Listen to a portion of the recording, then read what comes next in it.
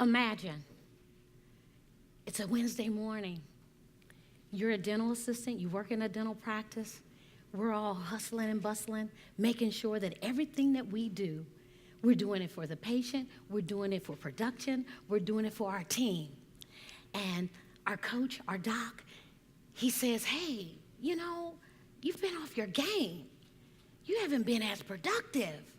I'm gonna need you to step it up in this 2019. And you're thinking to yourself, well, I could try to step it up, but I have something going on. But you don't tell anyone what's going on. You're trying your best to step up your game. And what you get kind of from an employee standpoint is whatever problems you have, check them at the door. Have you guys ever heard that before? But if we're human, can we really check them at the door? So I had to figure out, for the case purpose, am I human or am I a robot? And I had to figure out that I'm human. And in that experience, the doc says, hey, day 2, you're still fumbling. You're still not setting up everything. What's going on with you? I want to have a meeting with you after work. Okay, we'll have our meeting after work. So we sit down, we have the meeting, and we find out something we don't want to hear. What's going on with you? Have someone ever asked you the question and they really don't want to know the answer? Yesterday you forgot 2 things. Tell me, what's going on with you? Well, doctor, yesterday before I arrived to work, I glued my husband's ass to the toilet seat.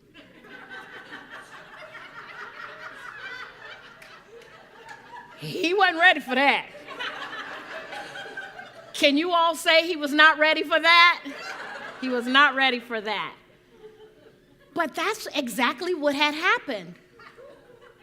As an abused wife, I had to encounter things that one would have to put on a show and go to work every day as if there was nothing going on. I had to show up. I had to perform.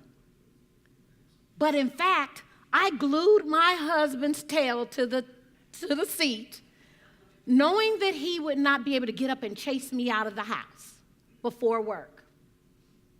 And so if I had to leave you with something to transition your thoughts as a consultant, as maybe it's an encounter of your own or a family or friend that you may have or a client, that stress, divorce, financial situations that we all face are real.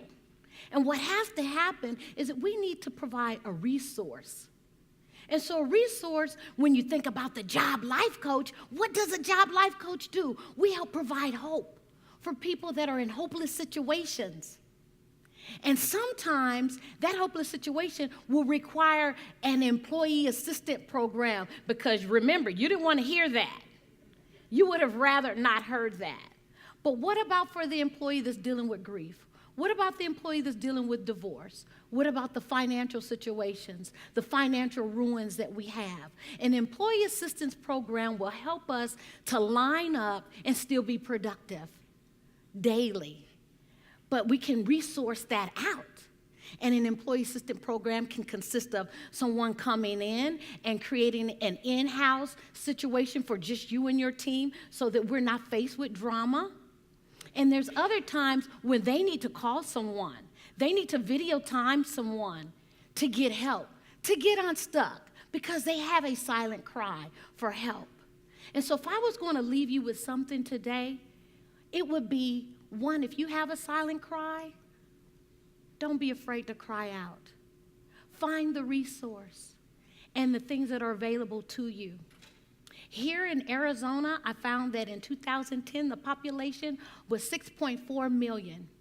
25,000 of them were all domestic violence events that happened in this state alone. So how can we help? We can help by finding a resource, not asking people to check things at the door, because we're human, and to have an open mind and ear when someone is in trouble. If it's not you, it may be someone that you know. It may be a client. But we've all had some type of experience or a loss. Thank you.